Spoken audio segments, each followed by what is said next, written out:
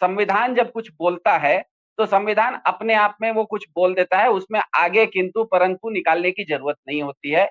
भारत में अभिव्यक्ति की स्वतंत्रता है, उस व्यक्ति ने अभिव्यक्ति की स्वतंत्रता का इस्तेमाल किया और न्यायालय ने आज उसको जानते हुए कि अभिव्यक्ति की स्वतंत्रता है, आज उनको उन्होंने अंतरिम जमानत दे दी। विषय वहीं पर खत्म हो जाना चाहिए था। ये विषय आगे बढ़ेगा भी तो मेरे ख्याल से इंग्लिश में जिसे कहते हैं ना, ये जीरो सम गेम है, ये कहीं जाने वाला ही नहीं है। तो जो चीज कहीं जाने वाली ही नहीं है, न्यायपालिका अच्छे खासे 2-3 बड़े-बड़े आईपीएस ऑफिसर्स को, वो चोर उचक्कों को पकड़ते, वो आतंकवादियों को पकड़ने का काम करते, उनको आप फेसबुक पोस्ट को चेक करने के लिए डाल दिए हैं। इसका मतलब आप अपने संसाधन का बेजा इस्तेमाल कर रहे हैं, यही मेरा मानना है।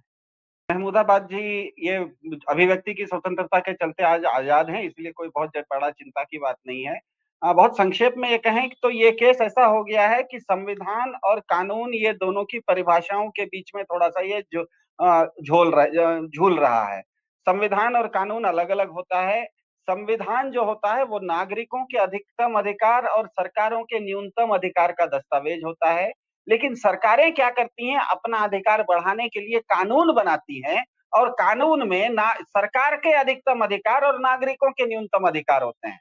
मतलब कहने का मतलब यह है कि संविधान नागरिकों का दस्तावेज होता है, कानून जो होता है वो सरकार का दस्तावेज होता है।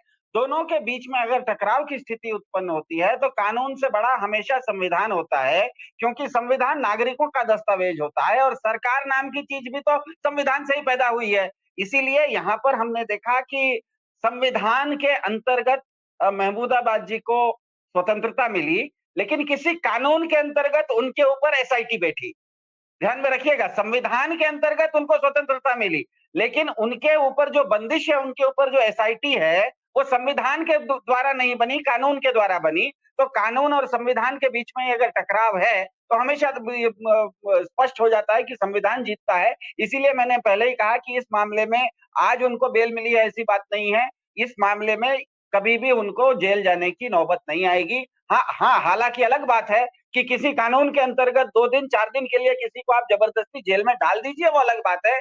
न्यायपालिका इस मामले में किसी को सजा नहीं दे सकती। न तो उसने निशिकांत दुबे जी को दिया, न तो उसने बाबा रामदेव को दिया, न तो बीजेपी के उन लोगों को दिया जिन्होंने लोगों को कपड़ों से पहचानने की बात की, न तो बीजेपी के उनको दिया जिसने 50 करोड़ की गर्लफ्रेंड की बात की, न तो बीजेपी के उसको दिया जिसने पप्पू पप्पू बोला। तो बीजेपी तो डॉग विजल सबसे ज्यादा करती है। तो कानून के अंतर्गत भले किसी तरह का थोड़ा पेचीदगी हो, लेकिन संविधान उनका रक्षक है और संविधान के अंतर्गत अभिव्यक्ति की आजादी है, इसमें कोई दो राय नहीं।